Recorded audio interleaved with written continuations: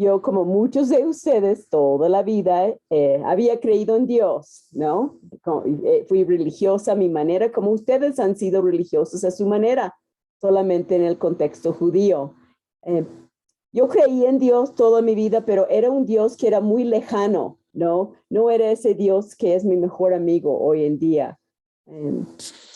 No sé cuántos sepan de los judíos, pero básicamente hay tres grupos. El primero, más religioso, son los ortodoxos. El judío ortodoxo trata de cumplir al pie de la letra todos los mandamientos y no nada más 10 que tú y yo pensamos que existen, que ni podemos con uno. Ellos tratan de guardar 613 mandamientos de Dios. Eh, eh, no comen carne que haya sido cualquier tipo de carne, tienen que comer carne kosher, que ha sido derramado la sangre. Ahí tengo varios gatos y quieren estar aquí en el programa también. El judío ortodoxo irá a la sinagoga los días viernes, no pueden escribir nada porque eso es trabajo, no pueden prender una luz en Shabbat, viernes a sábado, porque es trabajo. Traten de ser muy religiosos. El segundo grupo es el grupo de los conservadores. Puedes ser judío y creer en Buda, pero sigue siendo judío. Conservadores irán a la sinagoga en los días festivos, harán y cumplirán lo que quieren, pero no son tan apegados a la ley. Y luego existe el tercer grupo de los reformados. Tú puedes ser budista, pero como naciste de una mamá judía, sigues siendo judío. Pero si crees en Jesús, ya no eres judío. En estos tres contextos yo nací dentro del primero. Mi mamá trataba de guardar una casa kosher, una casa súper apegado a la ley, hasta que, bueno, yo no me acuerdo, pero ella nos contó que cuando yo tenía 2 años, mi hermana, mi única hermana, 3, ella supo que el carnicero judío que le vendía carne kosher, según que de por sí la carne era cara, le vendía la carne más cara, ella supo que le estaba engañando, que no era carne kosher, y se sintió decepcionada y abandonó ser ortodoxa. Entonces, realmente lo que yo me acuerdo, yo nací en Los Ángeles, en California. Mi familia, muchos preguntan, oye, pero si eres judía, ¿no naciste en Israel? No, después de 70 años después de Cristo, cuando el templo fue destruido, los judíos fuimos esparcidos a muchas partes en todo el mundo. Mi familia, de parte de mi mamá, viene de Rusia, de parte de mi papá, de Alemania, Austria y Polonia. Y ellos nacieron en los Estados Unidos, pero sus papás vinieron de estos lugares. Y yo nací en Los Ángeles. Y para mí yo tenía lo mejor de los dos mundos, porque viviendo en Los Ángeles, en California, según una nación cristiana, no tenía que ir a la escuela en los días festivos cristianos, pero siendo judía tampoco tenía que ir a la escuela en los días festivos judíos, y eso me gustó. Me acuerdo una vez cuando tenía como 8 años, estaba en la primaria y vamos a celebrar curiosamente el 5 de mayo. Ni idea tenía yo de lo que era el 5 de mayo, pero teníamos que ir en vestidos, estar muy bonitas, y vamos a tener desfiles y todo. Bueno, mi mamá trabajaba en la noche y ella llegaba en la mañana para arreglarme a mí y a mi hermana para despacharnos a la escuela. Y le pedí que me prestara un prendedor muy bonito que tenía para hacer juego con mi vestido. Yo quería lucir. Pero como ella me conocía, era su hija, y sabía que todo perdía, mi papá siempre ha dicho que si mi cabeza no estuviera amarrado a mis hombros por el cuello, también la dejaría en algún lado. Y pues no me dio permiso. Pero ella, al arreglarnos, se acostó para dormir y íbamos ya a ir a la escuela. Y pensé, ay, lo voy a tomar, lo voy a usar y lo regreso antes de que despierte, ¿no? Muy mal, pero lo hice. Y entonces llegué a la escuela, estaba luciendo mi vestido, el prendedor de mi mamá, y no sé en qué momento, pero lo perdí, tal como mi mamá dijo, lo perdí. Y fue la primera vez en mi vida que yo me acuerdo, a lo mejor antes lo había hecho, pero es la primera vez que tengo un recuerdo en mi mente que empecé a orar. Oré a Dios y le supliqué, Dios, yo te prometo, si tú me ayudes a encontrar ese prendedor, porque yo sabía que había sido pues rebelde, desobediente, y generalmente yo obedecía en todo lo que podía. Um, le prometí que en la vida iba a usar una bolsa de mano. No sé por qué dije eso, regateé con Dios. Para mí en esos años era importante tener una bolsa de mano y le dije, si tú me ayudes a encontrar ese prendedor, te prometo jamás volveré a usar una bolsa de mano. Y cuando menos lo pensé, encontré el prendedor. Y yo seguí siendo fiel y hasta el día cuando conocí a Cristo y entendí que no tienes que regatear con Dios, que Él hizo todo por nosotros, empecé a usar una bolsa de mano nuevamente. Así era mi compromiso con Dios. Yo sabía que Él me había oído y que me contestó. Cuando crecí un poco más, salí de la primaria a la secundaria en California, fue la primera vez que empecé a hacer preguntas. ¿Cuál es el propósito de la vida? ¿De dónde vine? ¿A dónde voy? Uno nace, crece, a lo mejor te casas, tienes hijos y te mueres y eso es todo. Y no encontraba una respuesta. Esa es la verdad. Y yo creo que si somos sinceros, todos nos hemos hecho esa pregunta. ¿Cuál es el propósito de la vida? ¿Por qué estoy aquí en este mundo? Cuando entré en la prepa, fue cuando estuve involucrado en un grupo de judías que se llama B'nai B'rith.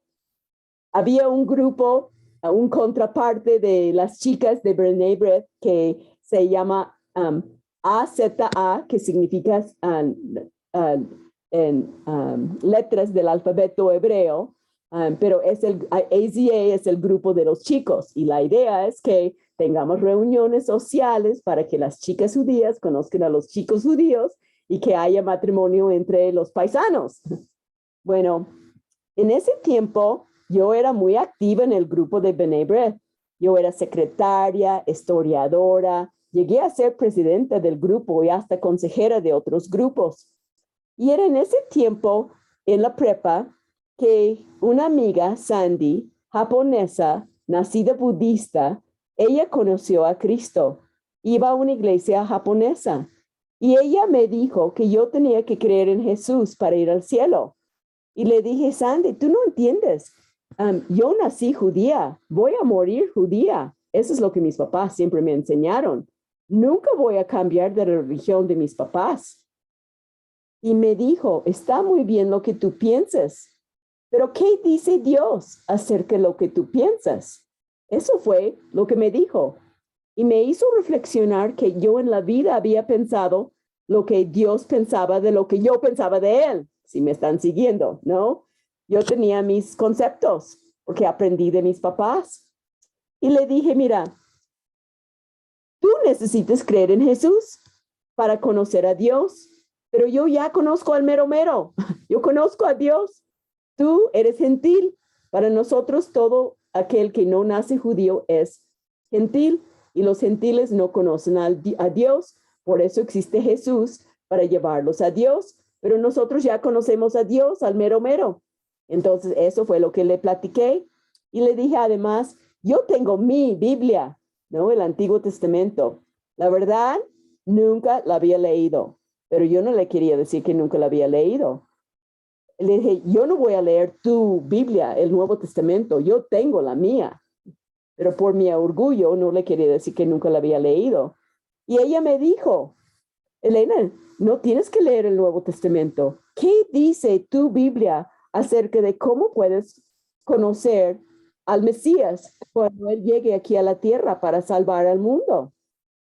Y le dije, pues no me acuerdo de repente, pero lo voy a buscar y te lo voy a comprobar. Jesús nunca pudo haber sido el Mesías de Israel. Así empezó mi búsqueda para comprobarle que no era cierto. Y encontré una Biblia, empecé a abrir la Biblia y empecé a ir con Sandy a su iglesia. Todos japoneses y yo. Tenían un sermón en japonés y uno en inglés. Y yo me acuerdo, yo tenía muchas preguntas. Y un domingo en el sermón, el pastor habló de 30 profecías que Jesús cumplió, mostrando que era el Mesías de Israel, que iba a nacer de una virgen, que iba a nacer en Belén, que iba a ser crucificado cuando no existía esa manera de matar a la gente hasta 700 años después. Y así tantas evidencias. En pleno sermón me puse de pie y grité, ¿dónde dice eso en mi Biblia? A ver, compruébamelo. Bueno, en medio de todo eso, en esa búsqueda, en el grupo de B'nai B'rith, invitamos en una reunión social a dos señores que decían que podían comunicarse con los espíritus. Uno recibía preguntas de la gente que estaba sentada y transmitía esa pregunta mientras el otro estuviera como en trance, comunicándose con los espíritus, y él lo escribía en un pizarrón, la respuesta. Pues cuando tú no sabes realmente la verdad, piensas, wow, alguien me va a contestar mis dudas, un camino, un atajo, ¿no? Un camino corto para encontrar las respuestas. No sabía que era satánica. Así es que, pues mi amiga me estaba diciendo Jesús era el Mesías. Dije, qué fácil, voy a preguntar. Y alcé mi mano y pregunté, ¿qué dicen los espíritus acerca de Jesús? ¿Quién es Jesús? Y me impactó y me sigue impactando hasta el día de hoy la respuesta de este señor. Me dijo, no tenemos que consultar a los espíritus para preguntarles acerca de Jesús porque ya se lo hemos preguntado. Y ellos dicen que Jesús es Dios. Primero todo ojo volteó para ver quién se había atrevido a hacer esa pregunta, porque no mencionamos el nombre de Jesús solamente en blasfemia. Y ahora todos voltearon a verlos a ellos. ¿Cómo podrían decir eso en medio de un grupo judío? Una blasfemia. Pues en la iglesia, el siguiente domingo, el pastor me buscó y me entregó unas hojas con su puño y letra que él había tomado el tiempo para anotar los versículos de las profecías en el Antiguo Testamento, comprobando que Jesús era el Mesías en el Nuevo Testamento. No era ya un asunto de a ver si creía. Intelectualmente ya creía, no había vuelta de ojo. Pero convence tu corazón. No es nada más creer que Jesús es Dios. En Santiago 2:19 dice que tú crees que Dios es uno, bien haces. También los demonios creen y tiemblan. Ellos saben quién es Dios, ellos saben quién es Jesús, pero no son salvos, no siguen a Jesús, no obedecen a Jesús. Así es que es posible tener una fe intelectual. Y crees, pero no eres salva, no eres salvo.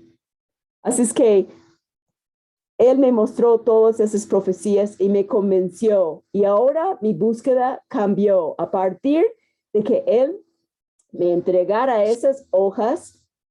Mi búsqueda no era ya para comprobarle a Sandy que no era cierto. Ahora yo quería saber si no era cierto. ¿Se dan cuenta del cambio que Dios hizo en mi alma? No estaba ya en contra, estaba en favor, pero quería entender. Y Dios promete darnos más luz. Proverbios 8:17 dice, yo amo a los que me aman y me hallan los que temprano me buscan. Pero tienes que tener un corazón para escuchar. Porque si tú dices, yo nací judía y voy a morir judía y nunca voy a, o tú pon tu contexto y tu religión, pues no puedes oír cuando Dios te contesta. Pero ahora ya Dios tenía toda mi atención. Me acuerdo en la prepa, a veces le ponía a Dios a prueba y a mi amiga Sandy. Íbamos cruzándonos de camino, saludando. Una vez pasé enfrente de Sandy y ella me dijo, hola Elena, ¿cómo estás? Y siguió de largo. Y volteé, yo bien grosera, con un genio horrible. Y le decía, ¿y qué te importa si sigues de largo y ni tomas tiempo para ver cómo estoy? Y ella, con el amor de Cristo, regresó, no, Elena, sí me importas, ¿cómo estás? Y me derretía como ella cambiaba. Y yo quería tener lo que ella tenía, pero no quería hacer lo que ella decía que tenía que hacer, de entregar mi vida a Jesús, de arrepentirme de mi pecado, porque yo sabía que iba a causar una revolución en mi casa. Yo tenía 16 años y me acuerdo, estaba en mi clase y decía, Dios, si tú quieres que yo crea en Cristo, si Él realmente es el Mesías, voy a pedir permiso para ir al baño y haz que Sandy cruce mi camino. Tienen que entender que yo iba a una prepa que en mi clase nada más habían 1,000 estudiantes. Así es que era enorme nuestra prepa y miles de estudiantes. Y cuando salí para ir al baño, tropecé con Sandy y endurecí mi corazón. No, casualidad. Pedí otras señales también y Dios me fue contestando, pero no era por pedir señales que yo iba a creer. Y yo ni sabía que en la Biblia dice que judíos piden señales. La salvación viene por fe, no por pedir señales. Así es que al final del semestre, me acuerdo ya era verano, mi amiga me invitó a un campamento. Me dijo, ahí puedes hacer todas tus preguntas. Van varios pastores y te pueden ayudar a saber la respuesta. Pues yo me emocioné mucho y cuando les platiqué a mis papás de ese campamento y que era muy barato comparado a campamentos judíos, les gustó la idea a mis papás que yo fuera a un campamento tan barato. Hasta me llevaron a la iglesia y me despidieron que lo pasara bonito. Ni idea tenían de lo que me iba a pasar, menos yo. En aquel campamento, todas las noches tenían un pastor que hablara y casi todos decían, si quieres aceptar a Cristo, pasa adelante. Y yo decía, ay, son pericos. No, yo no quiero. Pero el 24 de junio de 1971, un jueves, el pastor que habló dijo, si alguien tiene una pregunta, pasa adelante. La Biblia tiene la respuesta. Y él tenía toda mi atención. Dije, por fin, alguien con inteligencia me van a contestar. Y fui la primera adelante. Y nos llevó a un cuarto y empezó a orar para que recibiéramos a Cristo, que nos arrepintiéramos. Y empecé a reír. Dije, ay, sí, son pericos. ¿Qué respuestas me va a dar? Y empecé a llorar porque realmente yo quería respuestas. Yo quería saber qué va a pasar con todos los judíos buenos cuando se mueren. Mi abuela, la mamá de mi papá, no prendía la luz en el viernes en Shabbat. Ella creía en Dios toda su vida. Era una mujer fiel, digna. ¿La vas a mandar al infierno porque no cree en Jesús? Yo me enojaba con Dios y decía, ¿cómo quieres que ella cree en Jesús? Que mira, en el nombre de Jesús, muchos judíos perdieron su vida en las cruzadas. Hitler, que no era judío, para nosotros era cristiano y mató a 6 millones de judíos.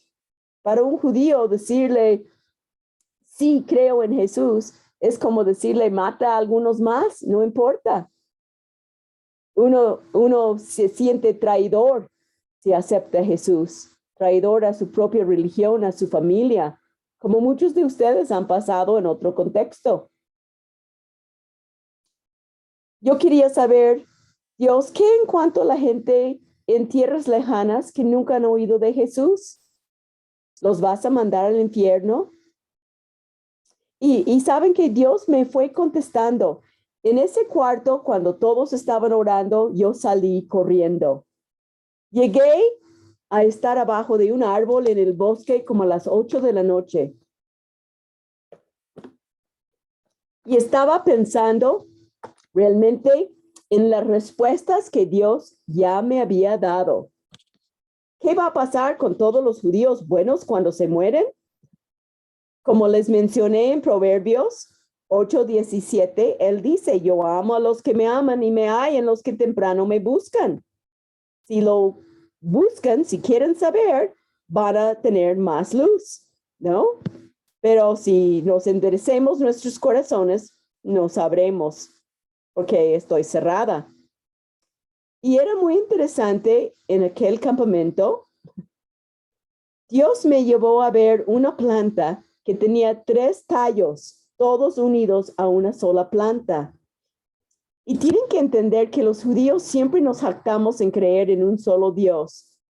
Yo nací en Los Ángeles, aprendí inglés, no aprendí hebreo, sé palabras por ir a la sinagoga, cantos, pero una cosa que cualquier judío en el mundo entero debe de saber es la oración de Deuteronomio 6:4, el Shema, Shema Israel, Adonai Eloheinu, Adonai Echad. Oye, oh Israel, el Señor nuestro Dios, el Señor uno es. Y esa palabra uno significa una unidad compuesta, dando de entender que puede ser el mismo Dios triuno, la Trinidad. Y uno de los más grandes rabinos, maestros de la fe judía, Maimónides, viendo eso, quería cambiar la palabra Echad a Yahid, que significa en hebreo uno solo, pero no lo dejaron porque la palabra es Echad, una unidad compuesta. Y después me enseñaron que cuando dice Dios creador, es Elohim. Y cualquier palabra que termina en im es plural. Dios es un Dios plural. Y si no supieras nada de hebreo, nada más empiezas a leer en Génesis, cuando Dios habla, Él dice, hagamos al hombre a nuestra imagen. Si yo dijera ahorita a ustedes, aquí les estamos hablando acerca de nuestros testimonios, dirían, ay, pastor, está tocada Elena, piensa que son muchas y es una. No, pero Dios, quien es un Dios triuno, pudo decir, hagamos al hombre a nuestra imagen. ¿Se dan cuenta? Y todo eso impactó mi alma. Dios me fue contestando, ¿qué va a pasar con todos los judíos buenos? Si lo buscan, Dios les va a dar más luz. Esa planta mostró 3 en 1. Si una simple planta puede ser 3 y a la vez 1, no puede ser el creador quien lo hizo, ¿no? Y vi en Salmo 19:1, los cielos cuentan la gloria de Dios y el firmamento anuncia la obra de sus manos. ¿Quién hizo todo eso? Explotó un átomo y así todo está perfectamente bien formado. Dice en Romanos 1:18-20, por la misma creación el hombre es responsable por creer en Dios que existe, porque ¿de dónde vino todo eso?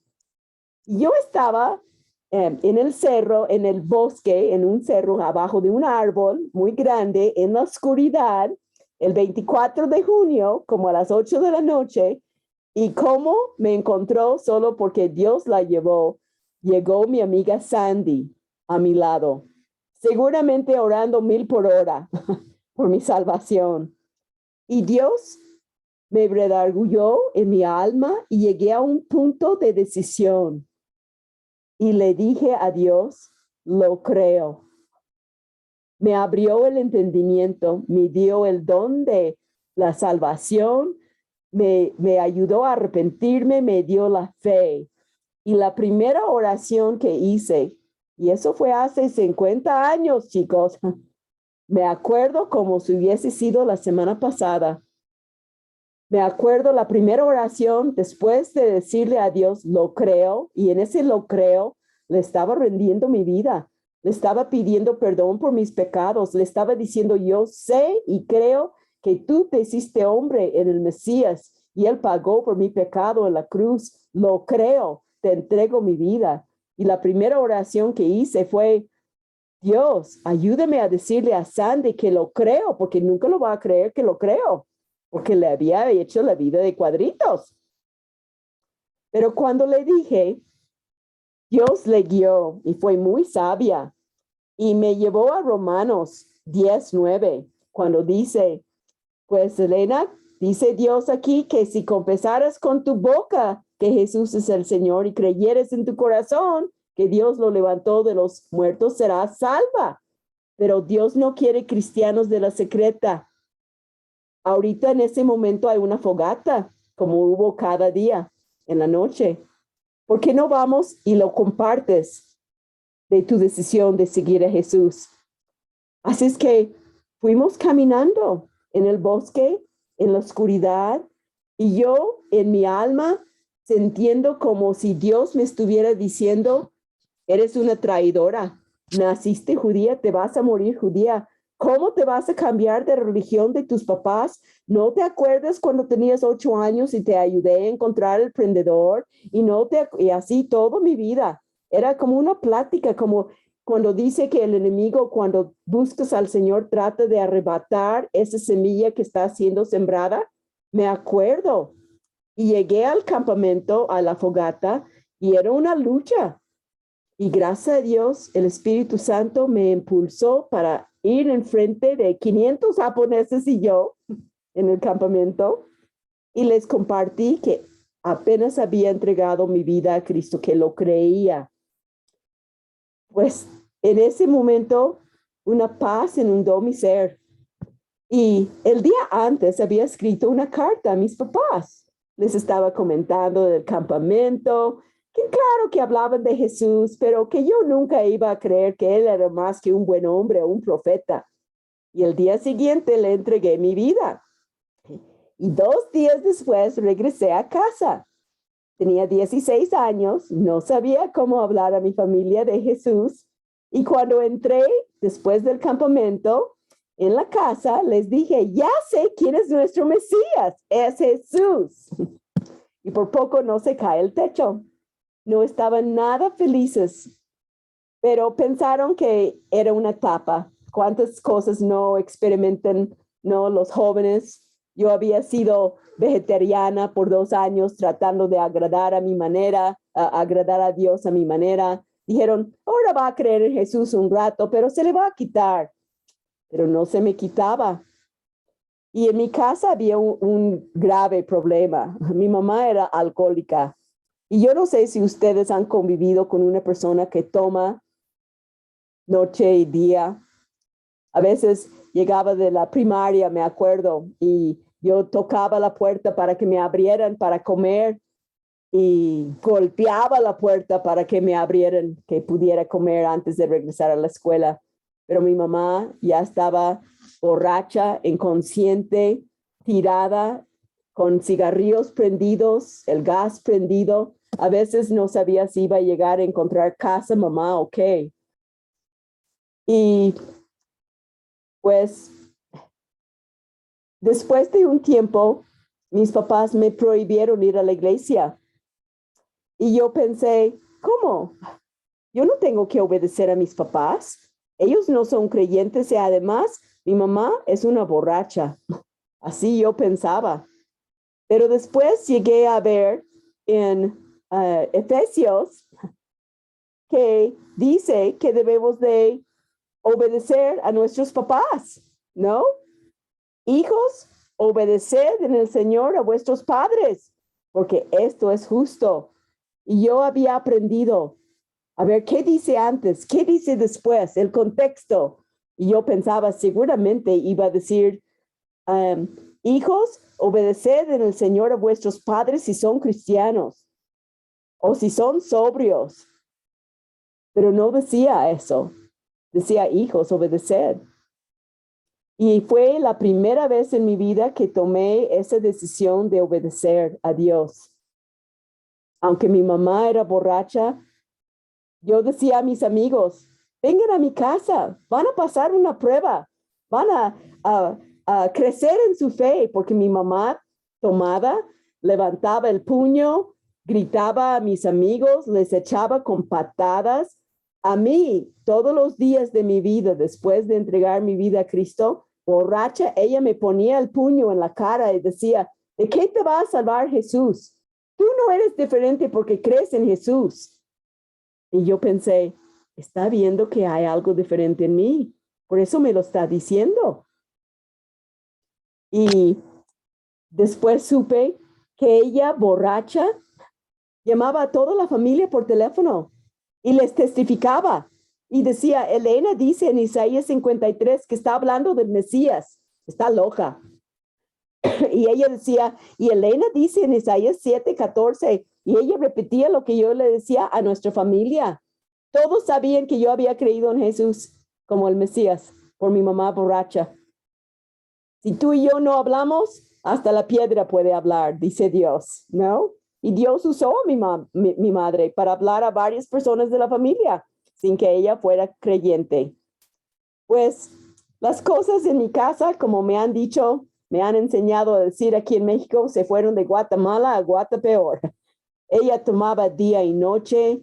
Mi papá se fue de la casa para ponerle presión. Mi hermana se había casado y pues mira, algo increíble que Dios hizo en mi propia familia. Cuando mis papás me prohibieron ir a la iglesia, yo oraba, Dios, necesito crecer. Ayúdame, trae gente a mi casa. Y eso fue cuando invitaba a mis amigos. Y un día, en el único cuarto de la casa con llave, ya saben cuál es ese cuarto, el baño, estaba hablando con mi única hermana, un año mayor que yo, Dale, y le estaba diciendo cómo Dios me estaba cambiando, que yo había creído que Jesús era nuestro Mesías. Y de repente ella me cortó y me dijo, Elena, yo hace 2 años acepté a Jesús en mi corazón. Y me quedé, ¿cómo? Pensé que me estaba dando el avión, que no quería que le siguiera hablando y nada más me dijo lo que yo quería escuchar. Y ella me platicó que en un campamento cristiano, ella pidió ayuda de Dios. Yo soy torpe, pero aprendí de mi hermana mayor. Me caigo a cada rato. Me caí hace 2 días en el campo con una manguera. Soy todo, pero ya sé caer, ¿no? Pero aprendí de mi hermana. Íbamos a veces a jugar boliche y ella llevaba la bola en su mano y la lanzaba para atrás para después ponerlo adelante, pero se iba atrás hacia nosotros, donde estábamos sentadas. No somos muy coordinadas. Entonces, en el campamento, ella se quedó sobre un cerro en la noche cuando se oscureció y ella le dijo, Dios, si tú eres el Mesías y quieres que crea en ti, haz que yo baje de ese cerro sin caer. Y se bajó como si estuviera caminando sobre la calle plana, ¿no? Y le contó a una amiga y la amiga le dijo, pues ahora tienes que aceptar a Cristo y le hizo repetir una oración, pero no entendió lo que había hecho. No era realmente salva. Pero yo, la hermana menor, llegué y empecé a hablarle de Cristo y ella dijo que ella había orado para aceptar a Cristo, pero no era cierto. Ella se había casado con un chico judío y tuvieron la boda judía con el rabino. Nunca le dijo que creía en Jesús, aunque realmente no era salva, creía de alguna manera y se fueron lejos. Él estaba en la guardacosta en Tennessee y él de pronto vio a su esposita judía leyendo la Biblia cristiana y se puso furioso.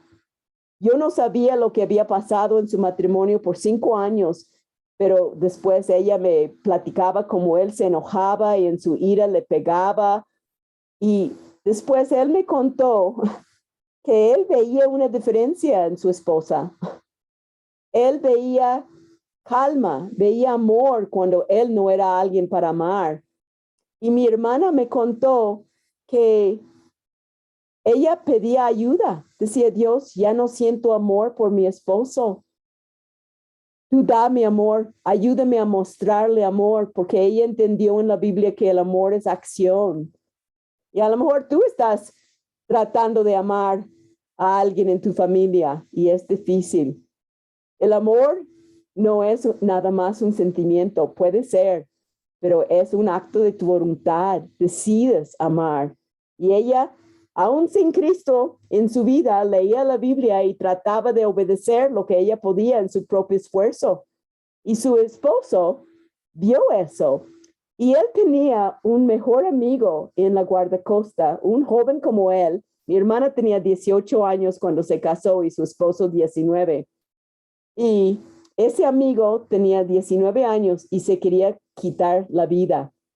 Le dijo a mi cuñado que no quería seguir viviendo y mi cuñado no sabía cómo ayudarle. Y le dijo, pues, ¿por qué no pruebas ese asunto de Jesús que ayuda tanto a mi esposa?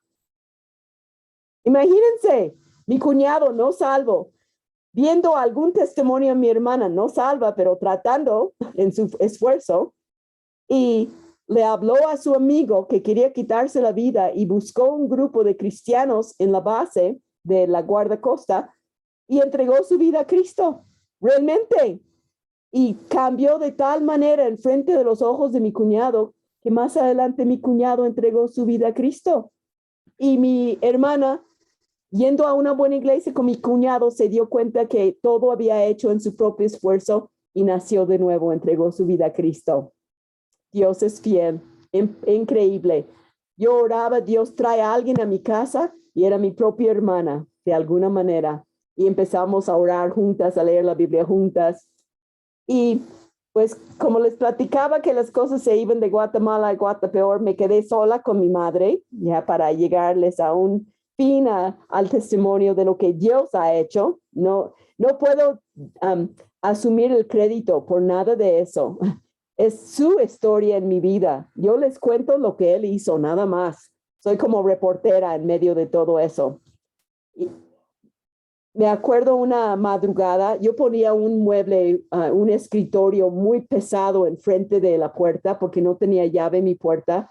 Y mi mamá interrumpía mi sueño. Ella perdía la noción del tiempo, de la hora, y a veces a las 2, 3 de la mañana me gritaba, floja, ¿qué haces en la cama? Debes estar en la escuela. Entonces tenía que poner un mueble para que me dejara dormir. Me acuerdo, me habían prohibido ir a la iglesia, pero después de varias cosas que pasaron, mi papá me dio permiso nuevamente. Y el día siguiente iba a ser domingo y iba a ir a la iglesia. Ya no iba a la iglesia japonesa, era muy cultural. Y después de mi primer año en Cristo, me acordé de una iglesia donde yo había ido buscando la verdad. Um, y el pastor habló de cómo Jesús era el único camino al cielo. La vez cuando fui, yo pensé, qué cerrado es ese Señor, cómo que hay un solo camino. Pero después entendí qué buen sermón que había predicado.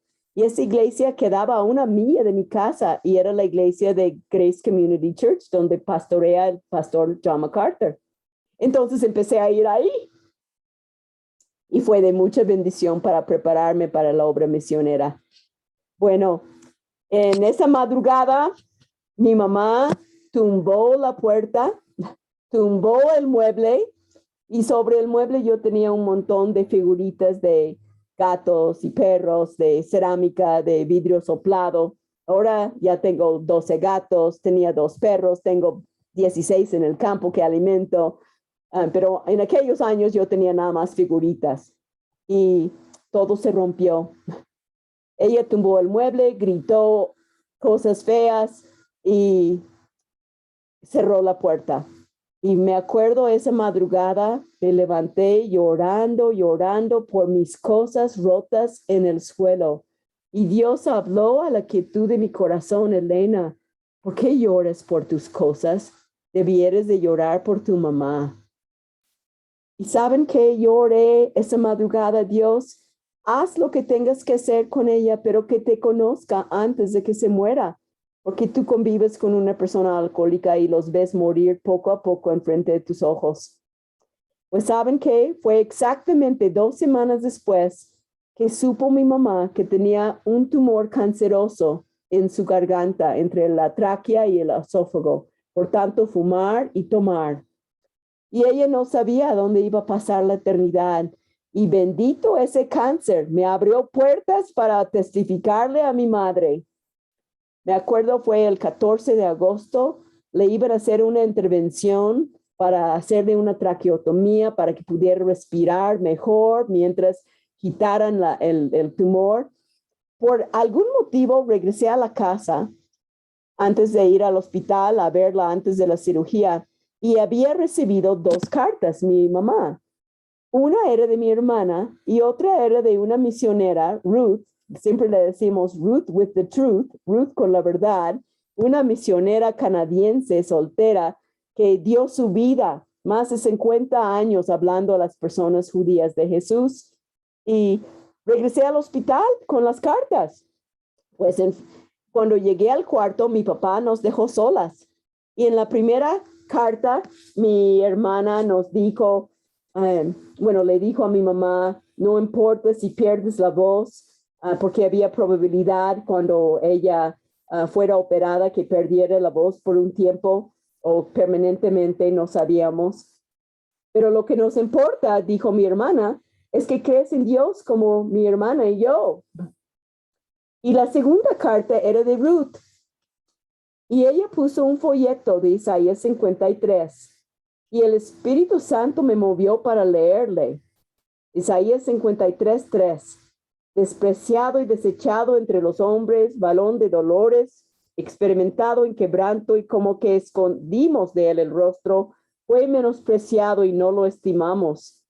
Ciertamente llevó él nuestras enfermedades y sufrió nuestros dolores, y nosotros le tuvimos por azotado, por herido de Dios y abatido. Mas él herido fue por nuestras rebeliones, molido por nuestros pecados. El castigo de nuestra paz fue sobre él, y por su llaga fuimos nosotros curados. Todos nosotros nos descarriamos como ovejas, cada cual se apartó por su camino, mas Jehová cargó en él el pecado de todos nosotros. Angustiado él y afligido, no abrió su boca. Como cordero fue llevado al matadero, y como oveja delante de sus trasquiladores, enmudeció y no abrió su boca. Y miré a mi mamá, y Dios me movió para preguntarle, ¿has creído en Dios como mi hermana y yo? No podía hablar, pero hizo señas que sí. Y en el instante llegó la enfermera y se la llevó a la cirugía. Fue mi último encuentro con ella. Antes de que pudiera llegar a la sala de operaciones, el tumor se desafó, se desalocó de la garganta y la sofocó y murió. La enfermera regresó y me lo dijo y grité, no, no puede ser. Y al instante el Espíritu Santo me confortó. Está conmigo ahora, la vas a volver a ver. Mi mamá tenía 51 años. Y cuando Ruth regresó de sus vacaciones, me dijo lo que había pasado. Me prometió que iba a hablar con mi mamá antes de irse, pero pues ya era tarde, ya estaba en la puerta de su propia casa cuando recordó la promesa y pensó, si no voy ahora, quizá cuando regrese no esté la mamá de Elena. Y buscó mi casa, la encontró. Mi mamá la había conocido porque la llevé varias veces a un grupo de Beth Sar Shalom de judíos mesiánicos, judíos cristianos, muy sólido. Cada uno iba a su iglesia, pero también celebraban las fiestas judías para exaltar a Jesús. Fue muy lindo eso. Y ella amaba mucho a Ruth. Y cuando Ruth la recibió en su casa, buscó una Biblia que tenía en un closet que nadie nunca habíamos visto. Sacó la Biblia y Ruth me explicó que mi mamá abrió la Biblia a Isaías 53 y tenía un círculo rojo alrededor. Y le dijo, Ruth, aquí está hablando de Jesús. ¿Pero cómo? Está en la Biblia judía, está en Isaías. Y esa noche Ruth le explicó cómo estaba en la Biblia judía y de quién estaba hablando. Y esa noche entregó su vida a Jesús una semana antes de morir. Y me lo dijo 15 minutos antes de morir. Dios es fiel. Le platiqué que una de sus hermanas, mi tía, también entregó su vida a Jesús y fue bautizada. Algunas de mis primas han conocido a Jesús. Algunos sobrinos, es contagioso, ¿no? Dice en Juan 1:11, que a lo suyo vino y los suyos no lo recibieron. Nosotros les hicimos el gran favor de rechazar a nuestro Mesías, pero ahora les toca a ustedes hablarnos de él. Así como Dios puso en el corazón del pastor Ricardo de hablar a mi gente, es el plan de Dios. Más judíos hoy en día conocen a Jesús como su Mesías por gentiles como ustedes que aman a Jesús y aman a mi gente. Dios es fiel, es su historia en mi vida. Él quiere que todos seamos sus hijos, gentiles y judíos, para su gloria. Y por más de 25 años he querido escribir todo eso y más, y por fin lo pude hacer. Y como broche de oro, Dios puso en el corazón, no sé cómo él recibió el libro, y él es un gran autor o no sé qué, cómo decir, de que tiene talento de gramática, y acaba de repasar todo, lo editó y me lo mandó para que no tenga ningún solo error, para excelencia, para la gloria de Dios. Muchas gracias.